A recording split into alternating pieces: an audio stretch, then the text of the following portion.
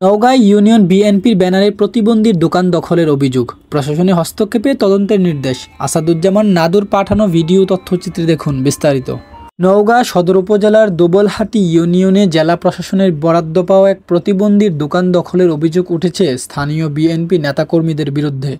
অভিযোগে বলা হয়, ইউনিয়ন বিএনপির সাংগঠনিক সম্পাদক চান্দু মেম্বারের নেতৃত্বে শুক্রবার দোকানঘরটি ভেঙে নতুন নির্মাণ কাজ শুরু করা হয়। দোকানের বরাদ্দপ্রাপ্ত প্রতিবন্ধী রাজ্জাক জানান, ব্যানার টাঙানোর পর থেকে তিনি দোকান ফেরত পেতে বিভিন্ন দফতরে ঘুরলেও কোনো ফল পাননি। এদিকে এক প্রত্যক্ষদর্শী জানান, ছুটির দিনে সুযোগ নিয়ে দোকান দখল করা হয়। ঘটনার পর উপজেলা নির্বাহী কর্মকর্তা তদন্তের নির্দেশ দিয়েছেন। তিনি জানান, তদন্ত শেষে দোকানটি প্রকৃত বরাদ্দকারীর কাছে ফিরিয়ে দেওয়ার ব্যবস্থা নেওয়া হবে। ঘটনাটি এলাকায় ব্যাপক আলোচনা সৃষ্টি করেছে। স্থানীয়রা বলেন, অসহায় মানুষের সম্পত্তি দখল মানবিকতার পরিপন্থী, তাই ন্যায্য সমাধান দ্রুত হওয়া প্রয়োজন।